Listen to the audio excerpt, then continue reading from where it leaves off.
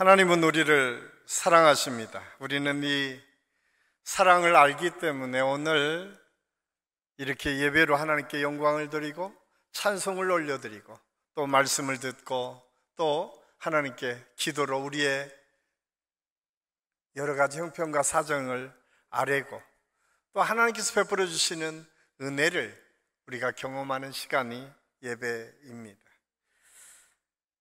이런 모든 과정 속에 성경은 일일이 간섭하시고 함께 해주시는 영이 성령이시다라고 말씀합니다.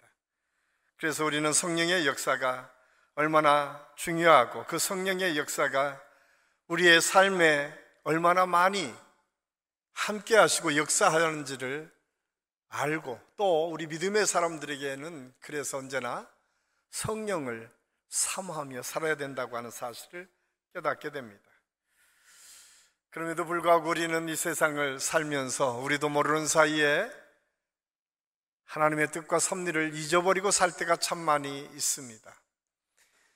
어떨 때는 이렇게 예배드리는 이 순간에도 하나님께 집중하기보다는 세상의 여러 가지 문제들, 지금까지 해결하지 못했던 많은 산적한 문제들이 우리의 마음을 짓누르기도 하고 우리의 생각을 사로잡고 예배를 드릴 때도 종종 있습니다. 그래서 우리의 마음을 빼앗기는 경우가 있습니다. 심지어는 우리의 모든 삶의 영역에서 우리가 그리스도인으로 하나님의 백성다운 믿음의 삶을 살아야 되지만 그러지 못할 때가 더 많이 있습니다. 세상의 여러 가지 흐름 속에 잘못된 습관들이 우리 속에 배어 있어서 그 습관처럼 마치 그리스도인이고 예수 믿는 사람임에도 불구하고 세상 사람들과 똑같은 모습으로 살아갈 때가 참 많이 있는 것을 볼 수가 있습니다. 그리고 우리도 모르는 사이에 그렇게 젖어서 그것조차도 인식하지 못할 때가 더 많이 있습니다. 세상은 그렇게 우리도 모르는 사이에 슬그머니 우리의 마음과 우리 생활 속에 찾아들어서 우리로 하여금 어떻게 하든 하나님의 말씀대로 사는 것보다는 세상에 의해서 살 수밖에 없도록 끌어갈 때가 참 많이 있습니다. 그런데 이 모든 것을 바꾸고 가는 능력, 그 힘이 성령의 역사 속에 있다라고 성경은 말씀하고 있습니다. 예수님께서 승천하시기 바로 직전에 사도행전 1장 8절에 오직 성령이 너희에게 임하시면 너희가 권능을 받고 너희가 하나님의 능력을 받을 텐데 그 능력은 얼마나 막강하고 대단한 능력인지 그 원어를 보면 두나미스라고 하는 말로 표현되고 있는데 이 말은 다이나마이트처럼 막강한 파괴력을 가진 힘을 상징하고 있습니다. 성령이 그렇다는 거예요. 성령의 역사가 우리 삶에 그런 능력을 가져다 주신다라고 하는 사실을 말씀해 주고 있습니다. 저는 우리 한식교 모든 성도들이 이 성령 강림 절기에 늘 성령을 사모하고 그 성령을 우리 삶 속에 모시는 은혜를 경험할 수 있기를 간절히 소원합니다. 미국의 칼빈 대학교 제임스 스미스 교수가 습관이 영성이다 라고 하는 책에서 이렇게 성령을 설명합니다. 성령은 우리의 욕망과 습관을 변화시켜 우리를 하나님께 더 가까이 나아가게 하는 힘이다. 이는 우리의 일상적인 삶 속에서 하나님을 사랑하고 섬기는 습관을 형성함으로써 실현된다라고 말합니다.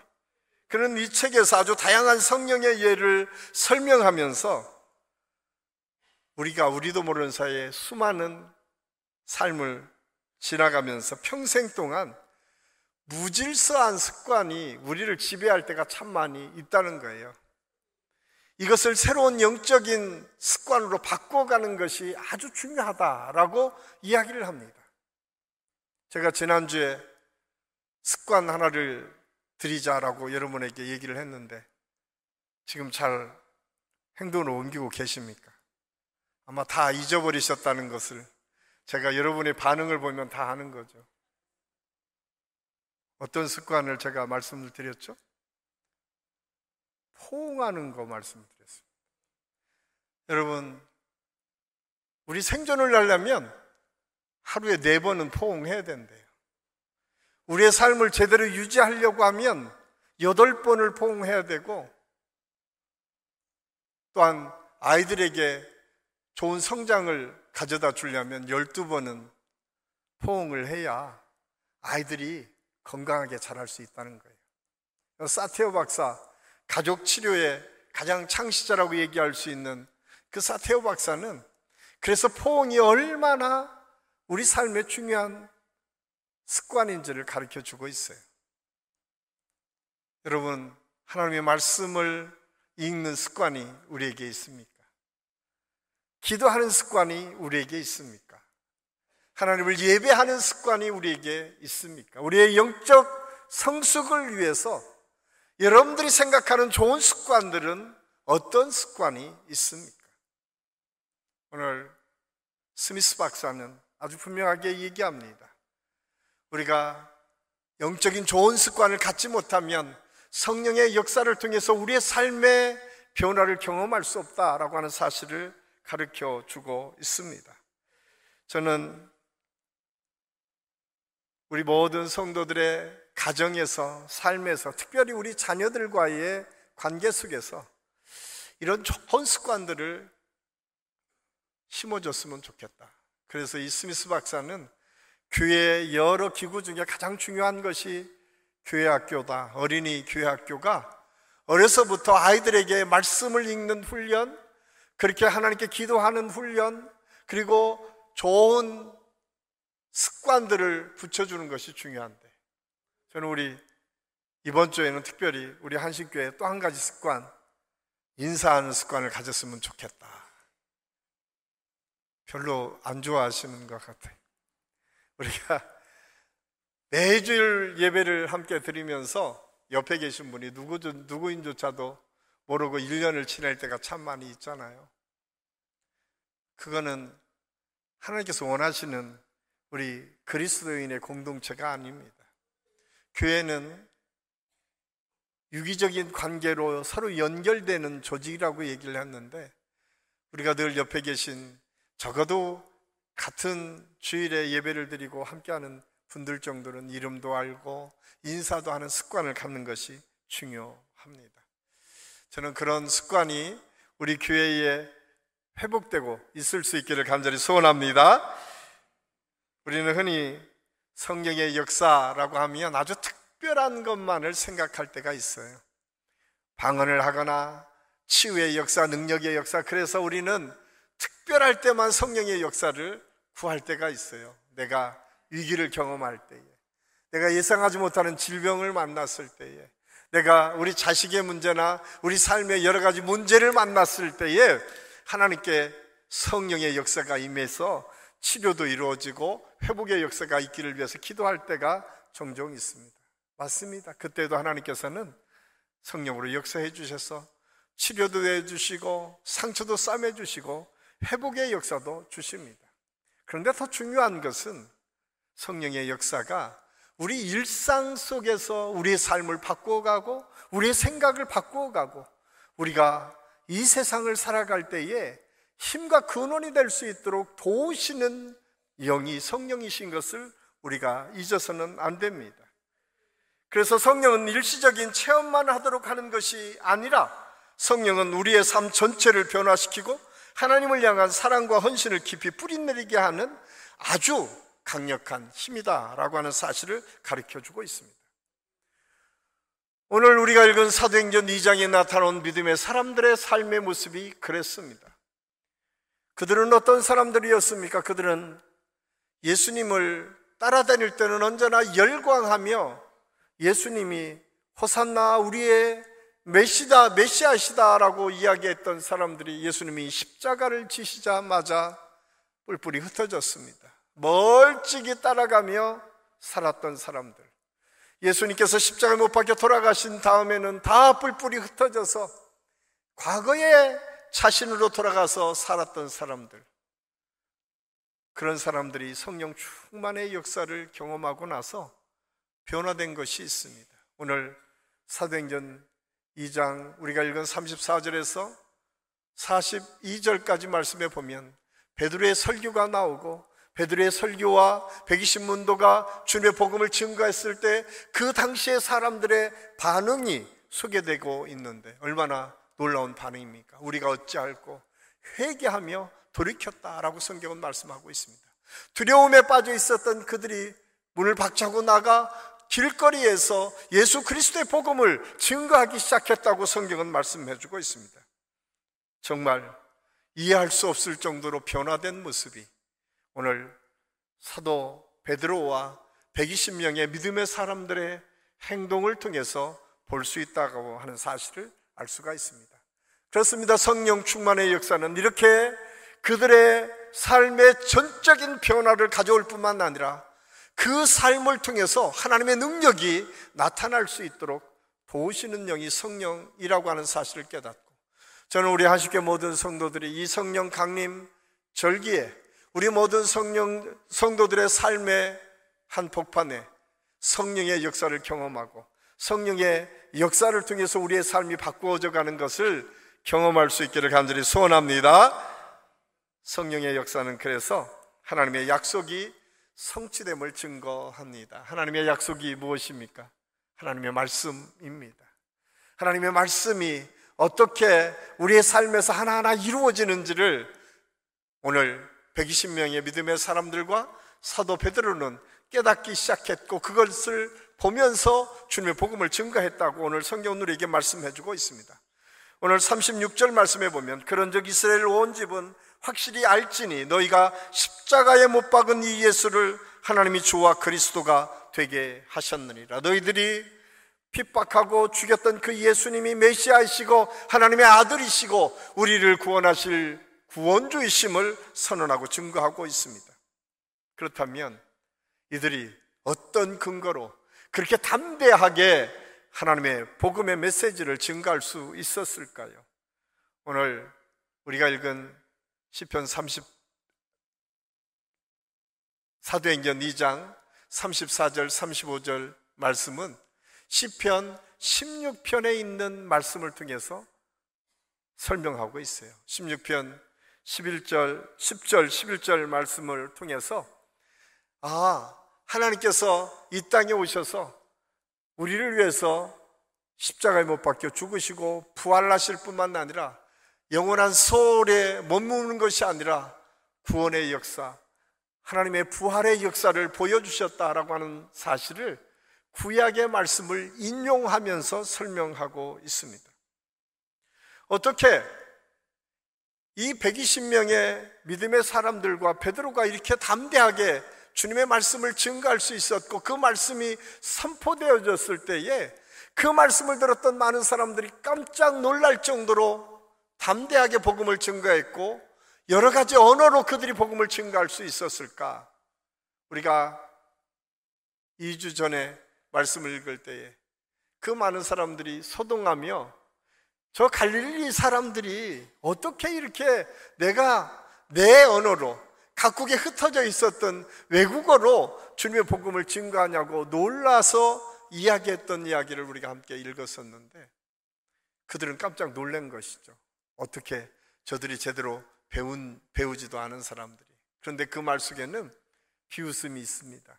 비아냥거림이 있어요. 야, 갈릴리 사람들, 베드로 배우지도 않고 높은 지위를 갖고 있는 것도 않고 실력도 없는 저 사람들이 어떻게 주님의 복음을 증거할 수 있을까라고 하는 의구심이 있었다는 이야기입니다. 그런데 어떻게 그런 일이 있었을까요? 설명은 성령 충만의 역사를 통해서 하나님의 성령의 임재가 그들에게 있으니까 그들이 그렇게 변화되었다라고 말씀합니다. 그런데 우리가 자세히 그 역사적 정황과 상황들을 보면 그것은 단순한 사건이 아니라 이미 그들 속에 있었던 하나님의 말씀, 그들 속에 경험했던 예수 그리스도와 함께했던 경험들이 성령 충만의 역사를 통해서 정리되고 말씀으로 선포되기 시작하니까 그것이 능력이 되었다라고 하는 사실을 알 수가 있습니다. 중요한 것은 말씀이었어요. 그들 안에 말씀이 있었다는 거예요. 왜냐하면 이스라엘 백성들에게 말씀은 생명 같은 것이었습니다. 왜냐하면 하나님께서 택한 백성들에게 말씀을 이미 주셨고, 그 말씀이 이스라엘 백성들에게는 언제나 생활 속에 암송해야 되고, 삶의 기준으로 뭔가를 평가할 때 그 말씀이 기준이 되었다라고 하는 사실을 알 수가 있습니다. 그래서 하나님께서 이스라엘 백성들에게 신명기 6장 4절에서 7절까지 말씀을 통해서 이스라엘아 들으라, 우리 하나님 여호와는 오직 유일한 여호와이시니 너는 마음을 다하고 뜻을 다하고 힘을 다하여 내 하나님 여호와를 사랑하라. 오늘 내가 내게 명하는 이 말씀을 너희 마음에 새기고 내 자녀에게 부지런히 가르치며 집에 앉았을 때에든지 길을 갈 때에든지 누워 있을 때에든지 일어날 때에든지 이 말씀을 강론할 것입니다. 하나님께서 이스라엘 백성들에게, 자녀들에게 부지런히 가르칠 뿐만 아니라 너희가 이 말씀을 앉아있거나 생활하는 모든 전 영역에서 말씀을 기억하고 말씀을 풀어서 설명하라고 말씀하고 있습니다. 하나님께서 이스라엘 백성들에게 준 말씀은 이스라엘 백성들의 삶의 기준이었고 준거였습니다. 그래서 언제나 그들은 말씀이 그들의 삶의 가장 중심에 있었어요. 그런데 그 말씀이 중심에 있고 그 말씀이 많이 암송되었고 기억된다고 해서 그 말씀이 삶에서 적용되고 하나님의 능력과 역사로 나타나지 않았다는 거예요. 오히려 말씀이 그들의 삶을 어렵게 했어요. 왜? 말씀을 제대로 해석하지 못하니까 남을 판단하고 정죄하고 남을 어렵게 하는 데에 말씀이 사용되어졌음을 알 수가 있어요. 예수님께서 바리새인들을 책망하신 이유가 무엇입니까? 그들이 열심히 믿음을 갖고 있었고 열심히 하나님의 말씀을 알았지만 오히려 그것을 통해서 다른 사람을 정죄하고 다른 사람을 어렵게 하는데 사용되었음을 통해서 예수님께서 회칠한 무덤 같다라고 책망하고 있는 것을 볼 수가 있습니다. 그런데 성령의 역사를 통해 그 말씀이 제대로 해석되어지니까 생명을 살리는 복음으로 다른 사람에게 위로와 힘과 하나님의 능력을 가져다주는 능력의 말씀으로 바뀌어져 있었음을 알 수가 있습니다. 이 세상이 전환기, 빠르게 변환할 때는 언제나 이런 말씀이 필요했던 것 같습니다. 우리가 잘 아는 종교개혁가 존 칼빈이 기독교 강요에서 이렇게 성령을 이야기합니다. 성령은 우리의 마음을 비추어 하나님의 진리를 깨닫게 하시며 우리를 인도하여 올바른 길로 나아가게 하십니다. 칼빈이 기독교 강요에서 빛으로 진리로 인도하시는 성령을 통해서 진리가 깨달아졌다라고 말씀합니다. 이 진리는 하나님의 말씀입니다. 우리가 잘 아는 것처럼 종교개혁가 루터도 오직 믿음, 오직 예수, 오직 성경이라고 하는 주제를 가지고 주님의 복음을 증거했음을 알 수가 있습니다. 여러분, 종교개혁의 성공이 어떻게 성공을 할 수 있었을까요? 많은 사람들이 그냥 하나님의 은혜를 통해서 루터가 1500년대에 종교개혁을 성공한 것처럼 보여지지만 그보다 100년 전에 체코에서 종교개혁을 시작했던 사람이 있었는데 얀 후스라고 하는 사람이었습니다. 그가 한 일은 성경을 체코어로 번역하는 일이었어요. 여러분, 종교개혁이 있기 전에 성경은 모든 사람에게 들려지지 않았습니다. 성경은 특별한 사제들만 성경을 읽을 수 있었고 사제들 중에서도 라틴어를 아는 사람만 성경을 읽을 수 있었습니다. 그런데 그 성경을 루터가 번역을 합니다. 독일어로 번역을 하기 시작합니다. 그리고 독일어를 번역한 그 성경이 모든 사람에게 들려줄 수 있었어요. 그래서 많은 학자들이 종교개혁이 성공할 수 있었던 중요한 요인 중에 하나를 구텐베르크가 인쇄기술을 발명했는데 그 인쇄기술에 의해서 성경이 번역되고 모든 평신도에게 성경이 들려진 이후에 종교개혁이 성공할 수 있었다라고 이야기합니다. 이미 100년 전에 체코에서도 그리고 100년 전에 영국에서도 위클리프가 영어로 번역했지만 그러나 거기에서는 종교개혁이 그렇게 나라적으로 이루어지지 않았습니다. 오직 루터를 중심으로 해서 번역한 그 책이 평신도에게 들려졌을 때에 종교개혁의 역사가 일어났던 것처럼 말씀은 강력한 능력이고 힘이다라고 하는 사실을 우리에게 가르쳐 주고 있습니다. 전환기에 이렇게 하나님의 말씀을 받았던 이스라엘 백성들과 또한 종교개혁을 이루었던 믿음의 사람들처럼 우리 안에 말씀이 과연 있습니까? 우리가 오랫동안 신앙생활을 하고 있는데 한번 우리 스스로에게 한번 질문해 보시기를 바랍니다. 저는 이 말씀을 준비하면서 저에게 물어봤습니다. 네가 말씀을 증거하고 설교를 준비해야 되는 것, 그렇게 읽는 것 외에 얼마나 많은 시간을 하나님의 말씀을 묵상하며 그 말씀 속에서 내게 주신 하나님의 은혜를 경험하고 있는가? 생각보다는 많은 시간을 가지고 하나님의 말씀을 읽지 못하는 것이 우리의 현실인 것을 부정하기 어렵습니다. 그런데 말씀은 능력입니다. 사랑하는 성도 여러분, 성령 충만의 역사는 어떤 특별한 계기를 통해서 나타나는 것이 아니라 말씀의 역사가 내 속에 역사하는 것들을 경험하는 것이고, 그 말씀을 내가 제대로 해석하고 이해하고 그것이 내 삶을 이끌어가는 능력과 동력으로 바뀌어져가는 것들을 경험할 수 있어야 됩니다. 그래서 시편 성도는 시편 109편 105절 말씀에 주의 말씀은 내 발의 등이요 내 길의 빛이다 라고 말씀합니다.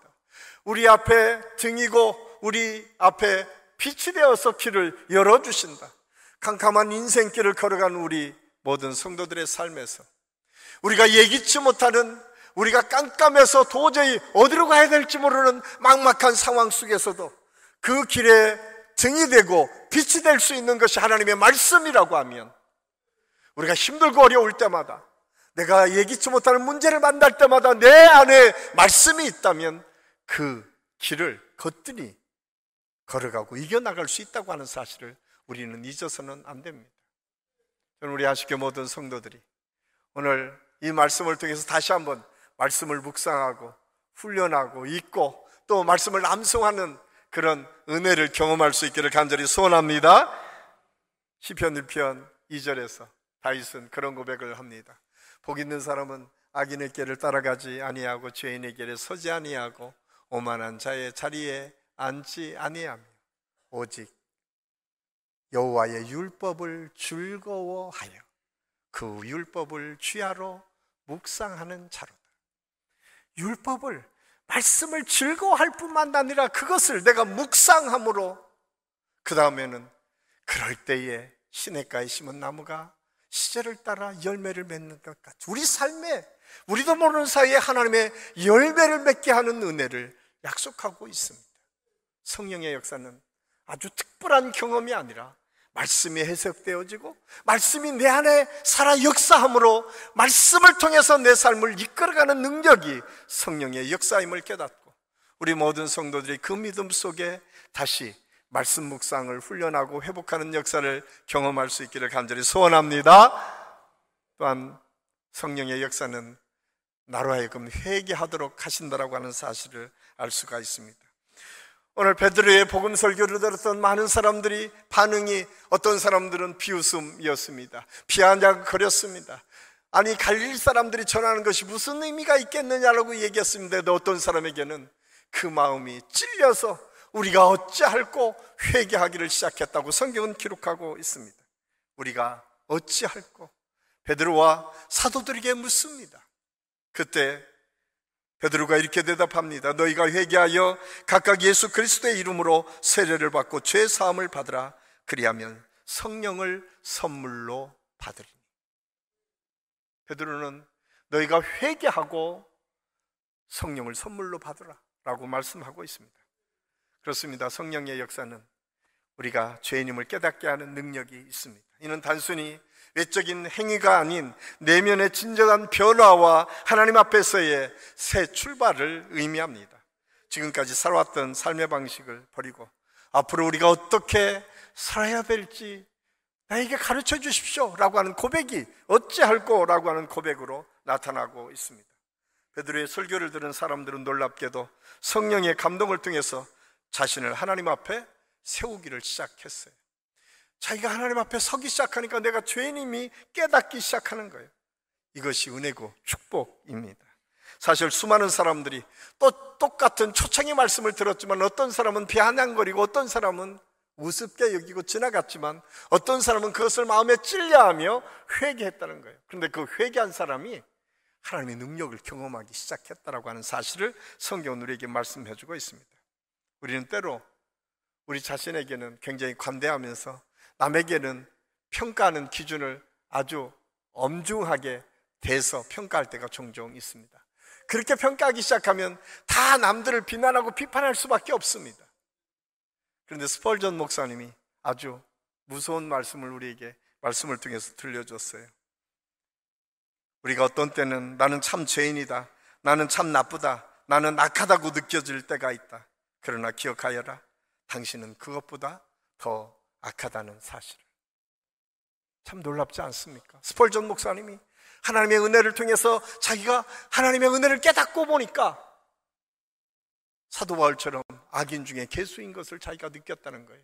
내가 생각하는 것보다 하나님의 말씀 앞에 나를 세워보니까 훨씬 더 악한 나의 모습이 드러났다라고 그는 고백하고 있습니다. 그럼에도 하나님께서 우리에게 회개하라고 하시는 이유는 무엇입니까?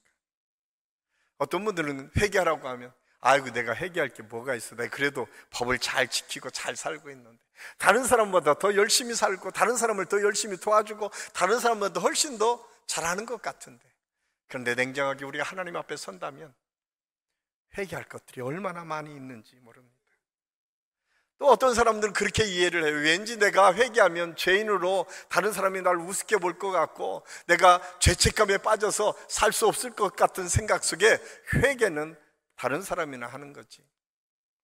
우리가 가끔 교회 안에 믿음이 좋은 권사님들이 매일 기도할 때 울면서 기도하는 모습을 보면 저 사람 뭘 그렇게 회개할 게 많은가 이렇게 생각할 때가 있습니다. 그런데 그렇지 않습니다. 회개는 능력입니다. 회개는 하나님의 놀라운 역사를 끌어당기는 방법입니다. 우리가 잘 아는 것처럼 오늘 이 회개의 역사는 사람의 마음을 바꾸기 시작합니다. 오늘 41절 말씀해 보니까 이렇게 기록하고 있어요. 그 말을 받은 사람들은 세례를 받음에 그날의 신도수가 3,000명이나 더했더라. 한 명도 어려운데 하루에 3,000명씩 주님 앞으로 돌아오는 역사가 있었다는 거예요. 이게 회개를 통한 역사였습니다. 회개를 하기 시작하니까 사람들이 바뀌어지기 시작했어요. 이 역사는 비단 2000년 전 유대 땅에서만 있었던 것이 아닙니다. 우리 한국 사회에서도 1900년 한국 땅에 회개가 일어남으로 한국 교회가 엄청난 부흥의 역사를 경험하게 됩니다. 1903년 원산에 있었던 해외 선교사들이 모이는 모임이 있었습니다. 그 기도회를 시작하면서 그 기도회 초청 간사로 하디 선교사님을 세웁니다. 하디 선교사님은 그 당시에 토론토 의과대학을 졸업했습니다. 그 당시에 토론토 의과대학이라고 하면 세계 10대 대학 안에 포함되어 있었습니다. 그는 백인이었습니다. 그는 선교 지원을 받아서 부자로 살 수 있는 여러 가지 조건을 다 가지고 있었습니다. 인종적으로도 백인이고 부자고 지식도 의과대학 의사고 언제나 자부심을 갖고 살아갈 수 있는 충분한 조건을 갖고 있는 사람이 하디 선교사였습니다. 그 하디 선교사에게 강의를 부탁했어요. 그런데 하디 선교사님이 강의를 준비하는 중에 자기 스스로를 돌아보기 시작했어요. 왜냐하면 그렇게 뛰어난 모든 스펙을 갖춘 선교사가 가는 데마다 선교 사업은 실패하는 거예요. 어디를 가든 성공적인 선교가 하나도 일어나지 않는 거예요. 그래서 늘 마음에 근심이 있었어요. 그러던 어느 날 이 강의를 준비하면서 그는 깨닫게 됩니다. 그에게 주어진 말씀이 누가복음 11장 13절이었다고 고백합니다. 너희가 악할지라도 좋은 것을 자식에게 줄 줄 알거든 하물며 너희 하늘 아버지께서 구하는 자에게 성령을 주시지 않겠느냐 하시니라. 하디 목사님이 이 말씀을 듣는 순간 자기 자신을 돌아보기 시작합니다. 악한 자라도 좋은 것을 하나님께서 우리에게 주실 텐데 나는 왜 성령 충만하지 못할까를 돌아보면서 그는 깨닫기 시작합니다. 그리고 그 강의 첫 시작을 이렇게 시작합니다. 사실 여러분도 알다시피 저는 토론토 의과 대학을 나왔습니다. 그래서 늘 의사라는 자부심을 가지고 교만하게 생활해 왔습니다. 그리고 백인 우월주의와 인종 편견에서 벗어나지 못했습니다. 저는 가는 곳곳마다 실패의 원인이 바로 한국 사람들에게 있다고 생각했습니다. 그런데 내가 말씀을 보고 깨닫고 보니 그 모든 원인이 내게 있었습니다. 내가 사랑이 부족했고, 내가 편견을 가지고 사람을 대했고, 내가 하나님의 뜻을 제대로 실천에 옮기기보다는 그들을 우습게 여겼고, 그들이 하는 일이 제대로 내 맘에 들지 않는다고 늘 바꿨던 나의 모습을 봅니다. 그리고 회개를 시작합니다. 그리고 그 회개를 들었던 그 당시에 선교사들이 다 회개하기를 시작합니다. 나도 그런 편견이 있었습니다. 내가 한국 사람들을 우습게 알았는데 그 우습게 한 사람들에게 어떻게 복음이 들어갈 수 있었겠습니까? 선교사님들이 회개하기를 시작합니다. 이 회개 운동은 1907년 평양의 장대현 교회를 통해서 또 다른 역사로 이어집니다. 이미 그 회개의 역사를 통해서 교회에 믿음의 사람들이 모여들기 시작했는데 장대현 교회에서 지금 우리에겐 부흥의 사경회가 있었습니다. 그 사경회를 이끌었던 분은 길선주 목사님이십니다. 그때 당시에는 그 평양 장대현 교회 장로님이셨습니다. 그는 민족대표 33인 중에 한 분입니다. 그는 숭실학원을 창립한 창시자입니다. 모든 사람이 존경받는 믿음의 사람입니다. 나중에는 그분이 목사님이 되어서 위대한 성결교회에 뛰어난 하나님의 역사를 이루었던 목사님으로, 지금도 존경받는 목사님으로 남아있지만, 그는 그 사경회를 처음 열면서 이렇게 시작합니다. 나는 아간이었습니다. 나는 내 친구 재산의 100%를 탈취해서 나도 모르는 사이에 내가 내 것으로 삼았습니다. 회개를 시작합니다. 자기의 죄를 낱낱이 고하면서 그냥 설교한 것이 아니라 내가 죄인입니다 라고 하는 회개의 소리가 있었습니다. 그때부터 한둘 회개하기를 시작합니다. 그렇습니다. 나도 죄인입니다. 내가 누군가를 미워했습니다. 내가 하는 일이 잘한 것처럼 여겨졌지만 그것은 다른 사람을 속이는 일이었습니다. 내가 누군가를 힘들게 했습니다. 내가 누군가에게는 어려운 일, 심지어는 강간하고 살인한 것까지 회개하는 역사가 있었다고 기록에 남아 있습니다. 그런데 놀라운 것은 7시에 시작했던 그 집회가 새벽 3시가 될 때까지 회개의 역사가 일어났다는 것입니다. 그리고 그 회개의 역사는 한국교회를 엄청나게 부흥하는 부흥의 또 다른 시작으로, 지금 기독교 역사 속에는 이미 영국에 있는 방송회까지 나올 정도로 위대한 사건으로 기록되고 있습니다. 여러분, 회개는 그냥 단순히 내 죄를 씻는 것, 여기에 머무르지 않습니다. 회개는 엄청난 능력을 소유하는 방법입니다. 하나님 앞에서 내가 온전해질 때에 하나님의 능력을 내가 소유할 수 있습니다. 하나님은 전지전능하십니다. 우리가 회개하지 않아도 우리의 죄를 하나님은 다 아십니다. 그런데 왜 우리가 회개해야 될까요?